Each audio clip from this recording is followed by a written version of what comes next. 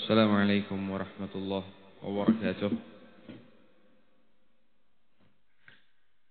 إن الحمد لله نحمده ونستعينه ونستغفره ونعوذ بالله من شرور أنفسنا ومن سيئات أعمالنا. من يهده الله فلا مضل له ومن يضلله فلا هادي له. أشهد أن لا إله إلا الله وحده لا شريك له وأشهد أن محمدا عبده ورسوله. قال الله تعالى في كتابه الكريم: يا أيها الذين آمنوا اتقوا الله حق تقاته ولا تموتن إلا وأنتم مسلمون. يا أيها الناس اتقوا ربكم الذي خلقكم من نفس واحدة وخلق منها زوجها وبث منهما رجالا كثيرا ونساء واتقوا الله الذي تساءلون به والأرحام إن الله كان عليكم رقيبا. يا أيها الذين آمنوا اتقوا الله وقولوا قولا سديدا يصلح لكم أعمالكم ويغفر لكم ذنوبكم ومن يطع الله ورسوله فقد فاز فوزا عظيما. أما بعد فإن أصدق الحديث كتاب الله وخير الهدي هدي محمد صلى الله عليه وسلم وشر الأمور محدثاتها وكل محدثة بدعة وكل بدعة ضلالة وكل ضلالة في النار. معاشر المسلمين والmuslimat, أعزني الله وإياكم. Kembali kita panjatkan puji-puji syukur kehadirat Allah Subhanahu wa taala. Kalau bukan karena nikmat yang Allah berikan kepada kita semua, kita tidak akan bisa berkumpul di tempat ini. Allah memudahkan untuk kita menggerakkan kaki kita, memudahkan hati kita untuk bisa berhadir kembali di majelis ilmu agama, yang mana kita berharap kepada Allah Subhanahu wa taala ini adalah pertemuan yang senantiasa diberkahi Allah Subhanahu wa taala. Salawat dan salam juga tak lupa kita panjatkan kepada Nabi kita Muhammad sallallahu alaihi wasallam, kepada keluarga, kerabat, sahabat dan pengikut beliau hingga akhir zaman. Jamaah yang dimuliakan Allah Subhanahu wa taala, kembali pada pertemuan kali ini insyaallah kita akan membahas atau melanjutkan kajian rutin kita, syarah atau penjelasan dari Kitabul Jami' dari Bulughul Maram, yang mana pada pertemuan sebelumnya kita berhenti pada hadis yang ke-15, anjuran untuk makan dengan tangan kanan. Nah, ini sudah kita bahas, dan juga beberapa adab yang terkait dengan adab makan, di antaranya mengucapkan bismillah, kemudian makan yang terdekat di antara kita, makan makanan yang terdekat di antara kita. Juga apa yang ditunjukkan oleh hadis, yakni wajibnya makan dengan tangan kanan. Dan kita katakan makan dengan tangan kanan itu hukumnya wajib karena perintah langsung dari Nabi Muhammad SAW. Dan juga ada anjuran untuk menyelisihi syaitan, yang mana syaitan itu makan dengan tangan kirinya. Selain itu juga Nabi Muhammad SAW mendoakan keburukan. Tatkala Nabi Muhammad SAW menegur seseorang yang dikatakan orang ini adalah orang munafik, tatkala Nabi melihat dia makan dengan tangan kirinya, kemudian ditegur oleh Nabi Muhammad SAW, dan orang ini menjawab, la astati', saya tidak bisa.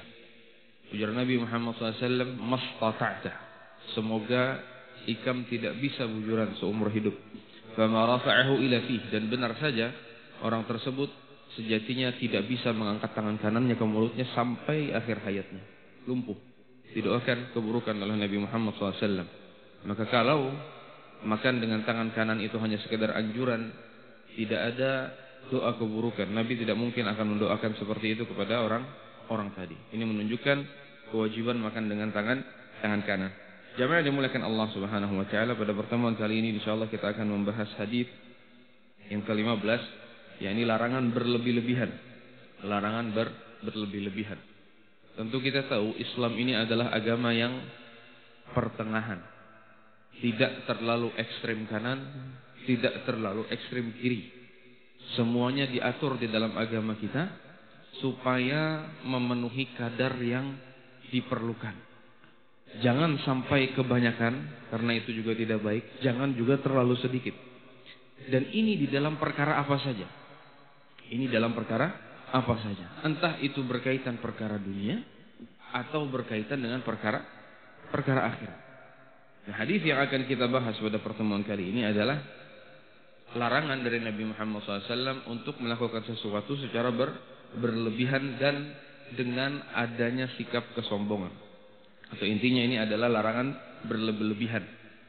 Hadisnya ulun bacakan dari Amr bin Shu'aib an abihi an jaddihi, dari bapaknya, dari kakeknya. Qala, dia berkata, qala Rasulullah sallallahu alaihi wasallam, Nabi Muhammad sallallahu alaihi wasallam bersabda, kul washrab walbas watasaddaq fi ghairi sarafin wala makhilah. Akhrajahu Abu Dawud wa Ahmad wa 'allaqahu al-Bukhari. Kata Nabi Muhammad sallallahu alaihi wasallam, makanlah, minumlah, berpakaianlah, bersedekahlah tanpa berlebih-lebihan dan tanpa diiringi rasa sombong. Hadis ini diriwayatkan oleh Abu Dawud, dan Abu Dawud yang dimaksud di sini adalah Abu Dawud At-Tayalisi, bukan Abu Dawud sahib Sunan. Dan diriwayatkan juga oleh Imam Al-Bukhari secara mu'allaq. Jamaah yang dimuliakan Allah Subhanahu wa taala. Ini perintah dari Nabi Muhammad sallallahu alaihi wasallam. Makanlah, kata Nabi, minumlah, berpakaianlah, bersedekahlah tanpa berlebihan dan tanpa ada rasa sombong. Kata para ulama, jamaah yang dimuliakan Allah Subhanahu wa taala, hadis ini sesungguhnya menunjukkan bahwasanya Allah Subhanahu wa taala pada asalnya menghalalkan segala sesuatu. Pada asalnya segala sesuatu dihalalkan oleh Allah Subhanahu wa taala. Makanya Nabi Muhammad SAW perintahkan di sini makan, minum, pakailah. Kata para ulama, segala sesuatu itu hukum asalnya halal. Makanya Allah Subhanahu wa taala berfirman, "Huwallazi khalaqa lakum ma fil ardi jami'a." Dalam surat Al-Baqarah ayat 29. Dialah Allah yang telah menciptakan bagi kalian seluruh yang ada di muka bumi untuk kalian. Allah Subhanahu wa taala menyuruh kita untuk bernikmat-nikmat, untuk merasakan segala macam fasilitas yang diberikan oleh Allah Subhanahu wa taala yang Allah ciptakan di muka bumi. Itu semua untuk siapa? Untuk kita. Makanya Nabi Muhammad SAW juga perintahkan makan, minum, bersedekah, pakai semuanya. Boleh. Kapan tidak boleh? Kalau ada dalil yang melarangnya. Kalau ada dalil yang melarangnya. Inilah juga sebuah kaidah yang dikatakan oleh para ulama, al-aslu fil asya' al-ibahah. Hukum asal dari sesuatu itu boleh. Kalau berkaitan dengan perkara dunia. Hukum asal makanan itu halal. Hukum asal pakaian itu halal dipakai. Hukum asal muamalah di dalam jual beli halal. Selama tidak ada dalil yang melarang hal tersebut. Berbeda dalam masalah ibadah. Kalau masalah ibadah yang dicari itu perintah, bukan larangan. Ini terkadang kita kebalik. Tatkala kita mungkin mengingkari ada beberapa perkara yang tidak diperintahkan atau tidak dianjurkan oleh Nabi Muhammad SAW, maka kita ingkari saudara kita. Kemudian dijawab, adakah larangannya dari Nabi? Nah, ini keliru. Tatkala di dalam ibadah yang dicari itu bukan larangan, yang dicari itu perintah dari Nabi Muhammad SAW. Ada perintahnya. Al-aslu fil ibadah at-tauqif. Hukum asal dari ibadah itu adalah dalil, perintah. Berbeda dengan perkara dunia. Nah, jangan dibalik. Kalau perkara dunia, cari larangannya. Adalah larangannya. Engkau mengharamkan ini kada boleh dimakan. Apa dalilnya? Engkau melarang ini kada boleh dipakai. Apa dalilnya? Engkau melarang jual beli seperti ini kada boleh. Apa dalilnya? Kenapa? Karena hukum asal di dunia ini halal. Kecuali ada dalil yang melarang. Nah, ini jamaah yang dimuliakan Allah Subhanahu wa taala. Maka jangan dibalik. Jangan sampai di dalam perkara ibadah kita mencari larangan, dan di dalam masalah dunia kita mencari perintah. Nah, ini jamaah yang dimuliakan Allah Subhanahu wa taala. Jadi pada asalnya seluruh perkara yang baik di atas muka bumi ini hukumnya halal dan dipersilahkan untuk dimanfaatkan, kecuali tadi beberapa perkara. Kecuali ada dalil yang mengharamkan perkara tersebut.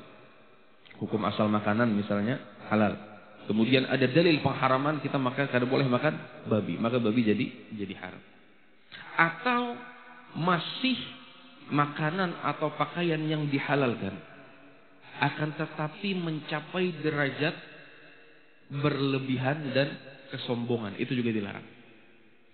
Jadi hukum asal perkara-perkara di dunia itu dihalalkan, kecuali ada dalil yang melarang, atau kita memakainya, menggunakannya sampai derajat berlebihan, sampai derajat melampaui batas yang diperbolehkan Allah Subhanahu wa taala, atau sampai tatkala kita menggunakan, memakai, mengkonsumsi perkara-perkara tersebut membuat diri kita ini ada bibit-bibit kesombongan, maka itu langsung dilarang oleh Nabi Muhammad sallallahu alaihi wasallam. Tidak boleh berlebihan dan kesombongan. Maka keliru juga terkadang kita mendengar ucapan-ucapan haur haram aja seberataan nih, banyak benar yang haram nih. Maka keliru. Jauh lebih banyak yang halal ketimbang yang haram dalam perkara dunia. Jauh lebih banyak yang halal ketimbang yang haram. Yang haram itu sedikit. Yang haram itu sedikit. Yang haram itu apa yang hanya disebutkan oleh Allah dan Rasulnya di dalam Al-Quran dan hadis, itu haram. Sisanya halal. Sisanya halal. Maka jangan sembarangan dalam mengharamkan sesuatu. Ini haram, itu haram. Bergampang-gampangan dalam mengharamkan sesuatu. Kata Nabi, antum a'lamu bi umuri dunia. Kalian lebih mengetahui dalam perkara dunia kalian. Jamaah dimuliakan Allah Subhanahu wa taala. Apa saja tadi yang diperintahkan oleh Nabi Muhammad SAW dan dilarang untuk berlebihan? Yang pertama adalah kul washrab, makan dan minumlah. Tapi jangan berlebihan, jangan sombong. Makan dan minum. Dan ini juga senada dengan perintah Allah Subhanahu wa taala di dalam Al-Qur'an dalam surat Al-A'raf ayat 31. Kulu washrabu wa la tusrifu. Makan dan minumlah kalian. Perintahnya bukan hanya sampai situ saja. Amun perintahnya berhenti sampai situ saja, kita akan makan terus, akan minum terus. Kenapa? Ini perintah dari Allah. Kita disuruh makan 5 menit, makan pulang. 5 menit, makan pulang. Kenapa? Diperintahkan untuk makan dan minum. Tidak.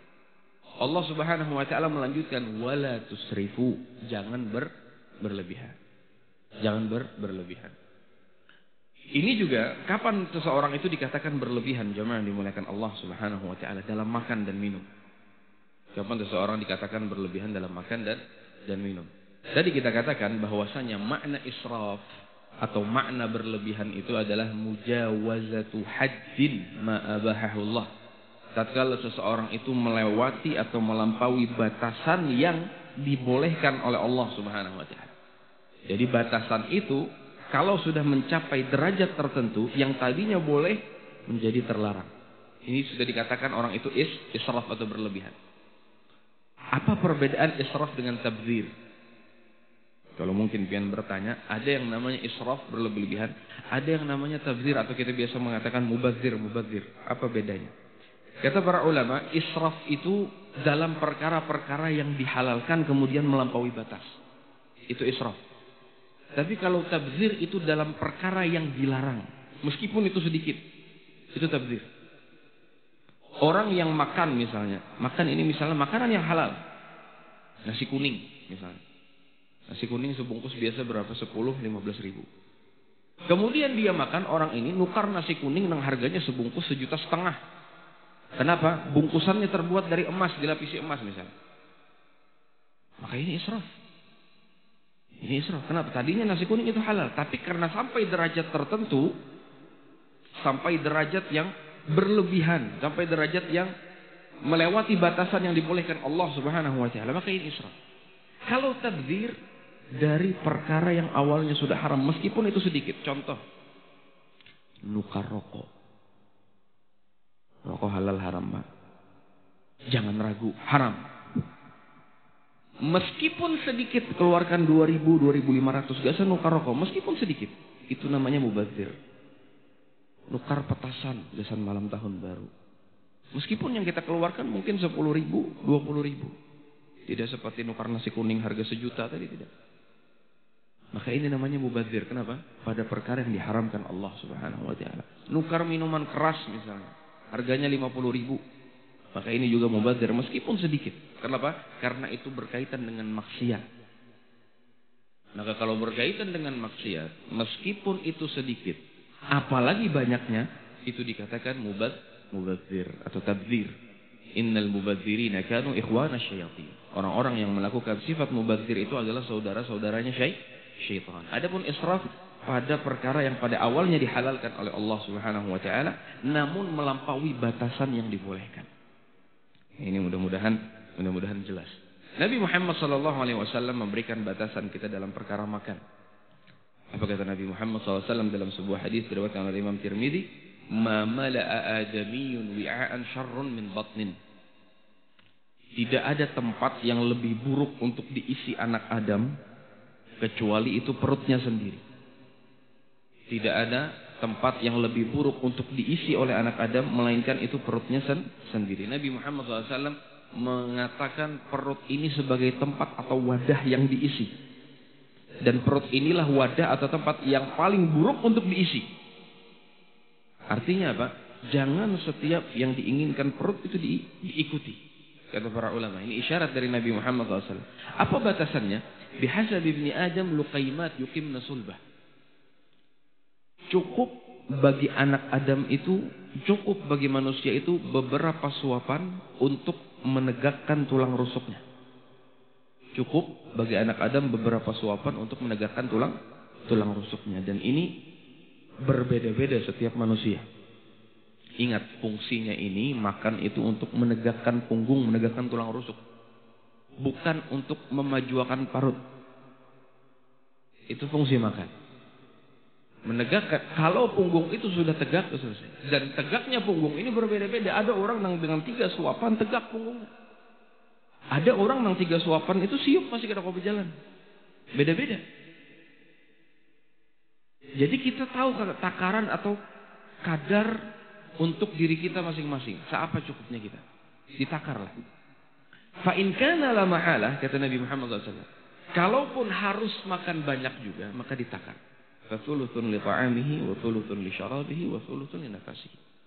Kalau memang harus makan banyak, maka 1/3. Ingat, 1/3 untuk makanan, 1/3 untuk minuman, cairan, 1/3 untuk nafas, udara. Maka kita biasa, kita sering lah. Kalau kebanyakan makan, apa yang terjadi? Muntah. Kenapa? Karena kadar makanannya lebih dominan daripada kadar udara dan minuman yang ada di dalam perut. Maka kalau seimbang, tidak akan terjadi apa-apa. Ingat, 1/3 makanan, 1/3 minuman, 1/3 udara atau nafas. Bukan 1/3 ketupat kandangan, 1/3 nasi kebuli, atau 1/3 nasi kuning. Ini aturan dari Nabi Muhammad Sallallahu Alaihi Wasallam untuk agar kita tidak makan itu berlebihan. Agar tidak makan berlebihan. Juga termasuk di antara bentuk makan berlebihan jamaah yang dimuliakan Allah Subhanahu Wa Taala, kata para ulama, al-aklu wa syurbu zaidan anil hajah. Makan dan minum lebih dari keperluan yang kita perlukan. Dan ini banyak sekarang terjadi, apalagi di YouTube kalau pian lihat makan yang banyak, istilahnya ini mukbang. Itu terlarang. Mukahabang. Allah alam apa artinya mukbang. Yang jelas kalau kita melihat di YouTube itu mukbang, itu berarti isinya makan yang jubung banyak. Maka itu dilarang. Bahkan bisa sampai derajat haram apabila membuat seseorang malas dalam beribadah, apabila membuat seseorang mendatangkan kantuk sehingga terhalangi dia dari perkara-perkara yang harusnya dia kerjakan. Nah ini jamaah yang dimuliakan Allah Subhanahu wa taala. Al-Imam Syafi'i rahimahullah pernah mengatakan, apa yang beliau katakan? Bahwasanya beliau ini Imam Syafi'i, sebelumnya kita baca bagaimana keterangan Imam Syafi'i. Apa kata beliau? Ma syabi'tu mundu 16 sanah. Ini Imam Syafi'i, imam yang luar biasa. Kata beliau, aku tidak pernah merasakan kenyang selama 16 tahun. Tidak pernah merasakan kenyang selama 16 tahun. Mengalih saya kalau kita praktekkan ini. Maka yang menjadi patokan, kalau kenyang itu bukan terlarang. Terkadang kalau yang bisa menjadikan perkara itu terlarang, apabila sudah mencapai derajat kakanyangan. Namun masih kanyang aja insya Allah masih maklum gitu. Tapi sudah kakanyangan, itu berarti banyak mana sudah makan. Nah ini bisa jadi terlarang. Kalau apa? Kata Imam Syafi'i, li'anna syib'a yuthqil al-badan. Kekenyangan itu akan memberatkan badan. Wa yuqsil qalb, dan mengeraskan hati. Wa yuzilul fatanah, dan menghilangkan kecerdasan. Wa yajlibun naum, mendatangkan tidur atau rasa ngantuk. Wa yud'if 'anil ibadah, dan melemahkan dalam perkara ibadah. Kalau kekenyangannya sampai derajat seperti ini, maka ini dilarang oleh Allah dan Rasul sallallahu alaihi wasallam. Kemudian jamaah yang dimuliakan Allah Subhanahu wa taala, seseorang juga dalam makanan bisa sombong. Hanya berlebihan. Seseorang dalam makanannya bisa sombong, dan ini dilarang oleh Nabi Muhammad SAW. Dan betapa banyak sekarang kita lihat orang yang menyombongkan makanan-makanannya.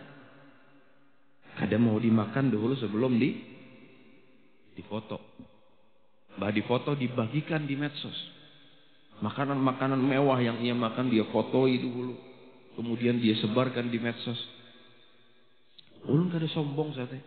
Mungkin kita bisa mengucapkan di lisan kita tidak sombong. Tapi siapa yang mengetahui isi hati seorang hamba? Karena makanan itu bisa mengantarkan kepada kesombongan. Belum lagi apabila mungkin kita tidak sengaja mau olah sakit hati orang lain. Karena di dalam kontak kita, di dalam pertemanan kita di media sosial, kita tidak tahu siapa orang yang kepingin banar makan ini, tapi kadang kau mau makan. Bertahun-tahun ini mengumpulkan duit hendak makan kayak ini. Tiba-tiba dia melihat kita memosting dan dia tidak bisa mengontrol hatinya. Sakit hatinya. Dan kita tidak tahu. Dan itu betapa banyak terjadi di zaman sekarang, jamaah dimulakan Allah Subhanahu wa taala. Maka sebaiknya kalau kita makan makanan enak, sudah makan saja.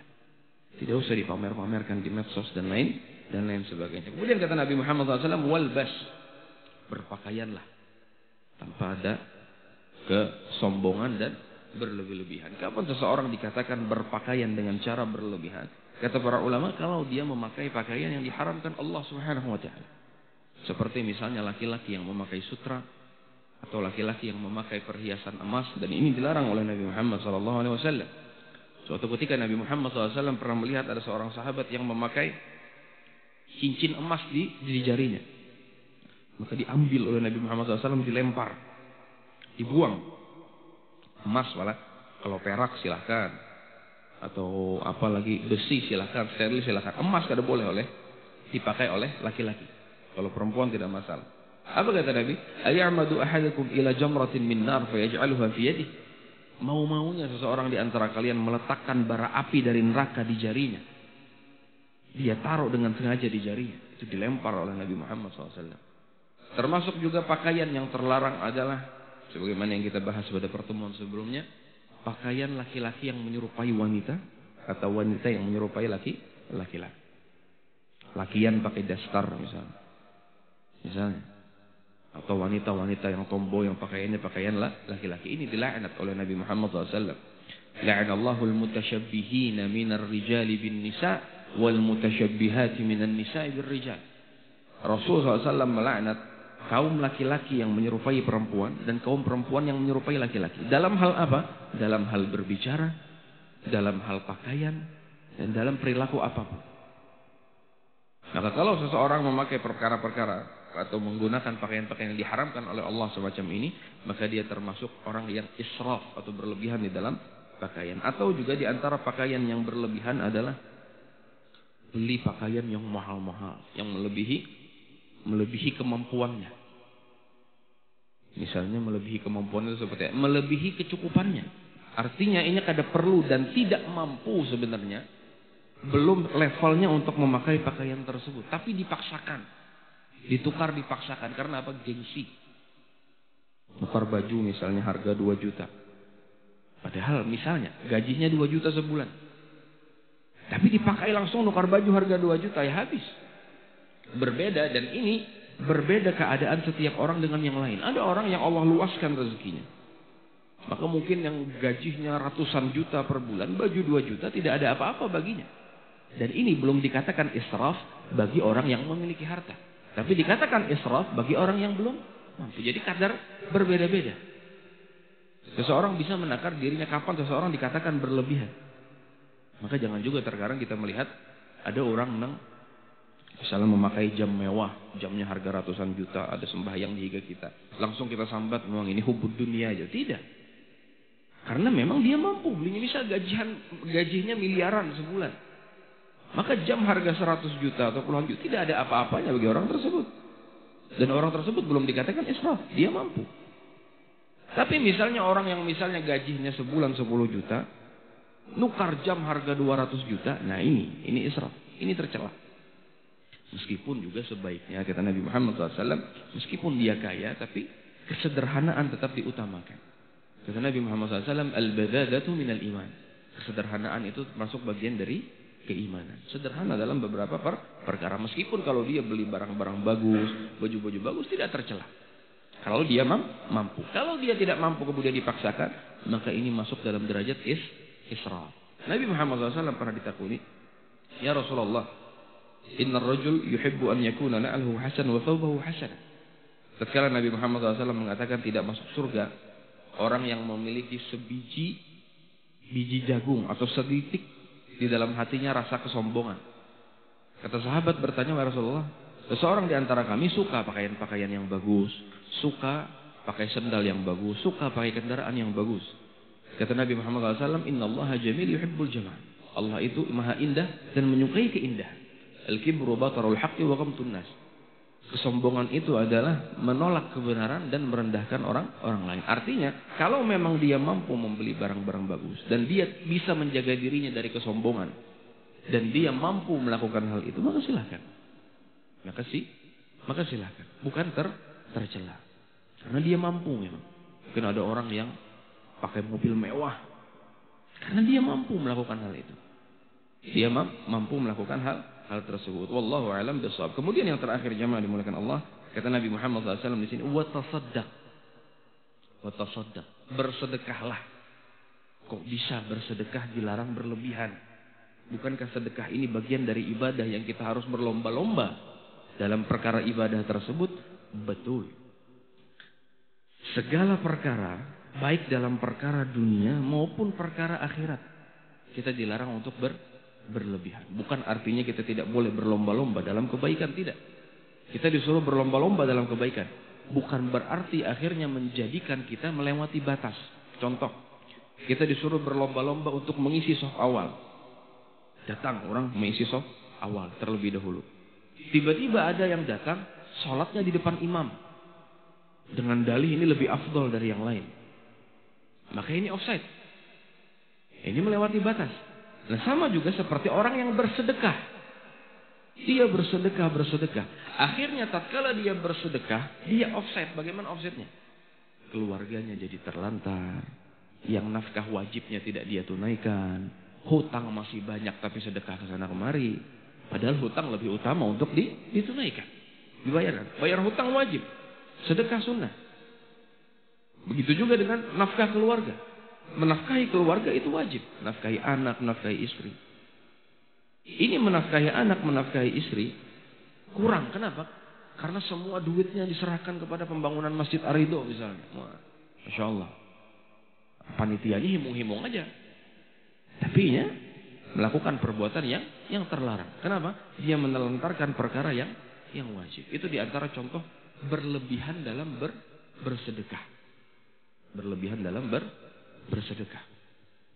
Seorang sahabat, makanya Nabi Muhammad SAW melarang kepada kita untuk bersedekah dengan seluruh harta. Nah, ini para ulama ada pembahasan bagaimana hukum seseorang yang bersedekah dengan seluruh harta, sebagaimana Abu Bakar.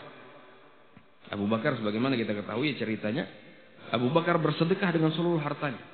Tatkala Nabi Muhammad SAW memerintahkan para sahabat untuk bersedekah, kata Umar bin Khattab, fawafaqa dzalika malan indi. Tatkala Rasul menyuruh kita untuk bersedekah, alhamdulillah aku lagi mengikuti harta, kata Umar. Kemudian kata Umar, al-yaum asbiqu Abu Bakar in sabaqtuhu yauman. Kalau aku bisa mengalahkan ibadah Abu Bakar, maka hari inilah waktunya untuk mengalahkan ibadah Abu Bakar. Maka Umar pun datang dengan setengah hartanya. Kata Nabi Muhammad SAW, ma abqaita li ahlik. Apa yang engkau sisakan untuk keluargamu? Kata Umar bin Khattab, ini telah semisal dengan apa yang aku berikan. Artinya setengahnya aku sisakan untuk keluargaku. Datang Abu Bakar dengan seluruh hartanya. Apa kata Nabi Muhammad SAW? Ma abqaita li ahlika ya Abu Bakar. Apa yang kau sisakan untuk keluargamu, wahai Abu Bakar? Kata Abu Bakar, abqaitullah wa rasul. Aku titipkan keluargaku kepada Allah dan Rasul. Kata Umar bin Khattab, la usabiquhu ilaihi abada. Aku tidak akan pernah bisa mengalahkan Abu Bakar. Kata para ulama, yang disedekahkan Abu Bakar ini adalah harta tabungannya. Artinya Abu Bakar ini masih ada usaha. Abu Bakar masih memiliki kebun yang menghasilkan, yang bisa dipanen. Dan dari situ dia bisa hidup. Dan Abu Bakar memiliki tingkat tawakal dan keyakinan yang sangat tinggi. Sehingga Nabi Muhammad SAW pun tahu orang ini mampu kalau meskipun dia bersedekah dengan seluruh hartanya. Nah kita, apakah kita bisa memiliki tawakal dan keimanan seperti keimanan Abu Bakar? Kita aja memasukkan 100.000 ke celengan masjid masih pikir-pikir. Bagaimana mau bersedekah dengan seluruh hartanya. Dan ini ada terkadang beberapa orang yang mungkin dia bersemangat mendengar ceramah, mendengar kajian untuk bersedekah, tiba-tiba pulang ke rumah, sedekahkan seluruh hartanya. Akhirnya dia tidak meninggalkan apapun untuk anak-anaknya, keluarganya jadi minta-minta, keluarganya jadi miskin, maka ini tercela. Makanya ada salah seorang sahabat, di antaranya Sa'ad bin Abi Waqqas kalau tidak salah, pernah ingin berwasiat kepada orang lain karena dia hanya memiliki satu ahli waris. Dalam sebuah hadis dari Imam Bukhari dan Imam Muslim, kata Sa'ad bin Abi Waqqas mengatakan, adani Rasulullah SAW fi hajjatil wada' min waj'in ashfaitu. Tatkala aku menderita sakit yang sangat keras pada haji wada, Rasulullah SAW mendatangiku, menjengukku. Kemudian Sa'ad bin Abi Waqqas mengatakan kepada Nabi Muhammad SAW, ya Rasulullah, ana dhumal wa la yarithuni illa ibnatun li wahidah. Wahai Rasulullah, ulun ini diisi harta banyak dan aku tidak memiliki ahli waris kecuali satu orang anak perempuan. Afa atasaddaq bi thulutsai mali? Bolehkah aku bersedekah 2/3 hartaku? Aku sedekahkan saja. Artinya buat anak ini 1/3 aja. Sisanya buat sedekah fisabilillah. Kata Nabi Muhammad SAW, la. Anis, kalau setengahnya bagaimana wahai Rasulullah? Tidak, ujar Nabi. Ats-tsuluts, kata Sa'ad bin Abi Waqqas, kalau 1/3-nya bagaimana? Iya, 1/3 boleh. Dan 1/3 itu sudah banyak. Artinya utamakan ahli warisin. Kemudian apa kata Nabi Muhammad SAW?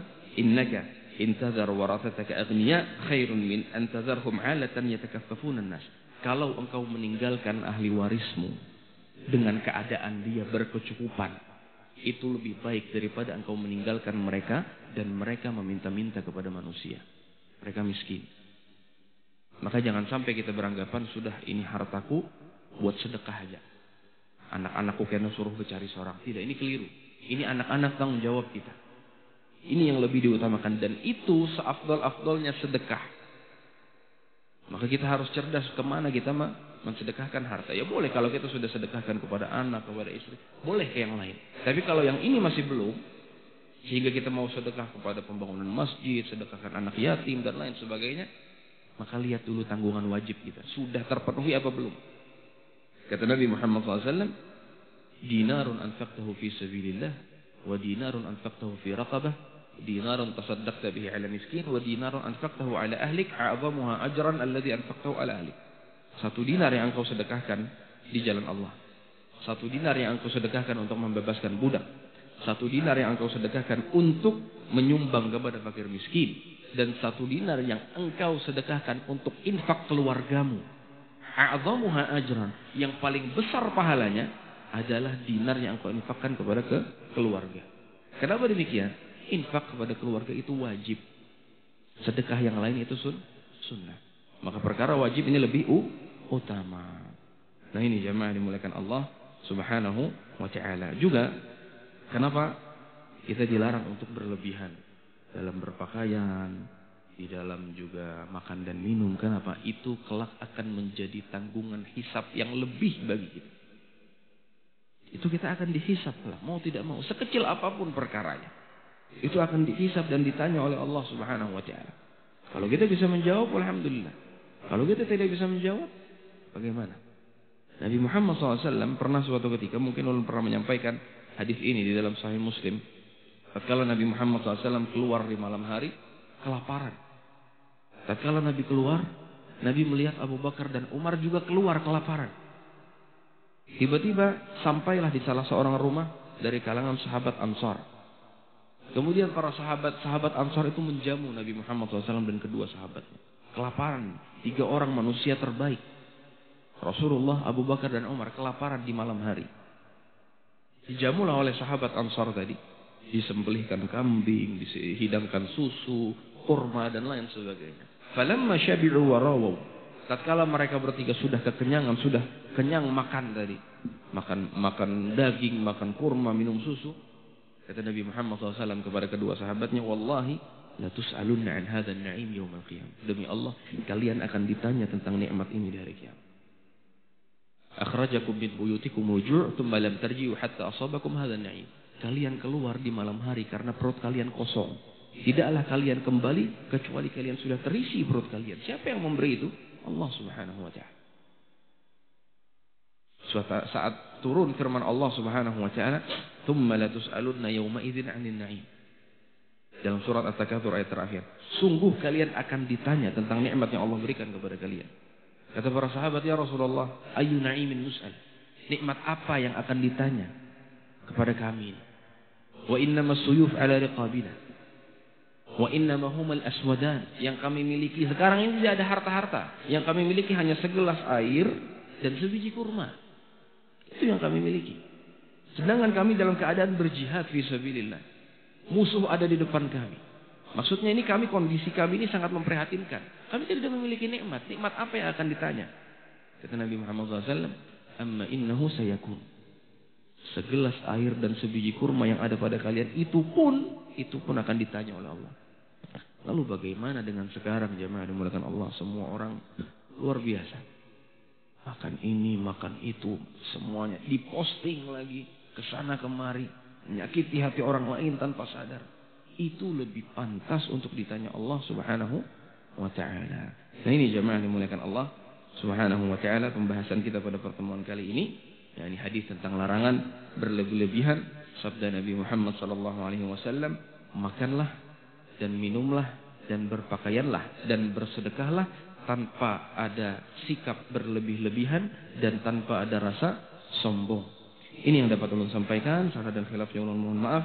Kita tutup dengan doa kafaratul majlis. Subhanakallahumma wa bihamdik, asyhadu an la ilaha illa anta, astaghfiruka wa atubu ilaik. Wassalamualaikum warahmatullahi wabarakatuh.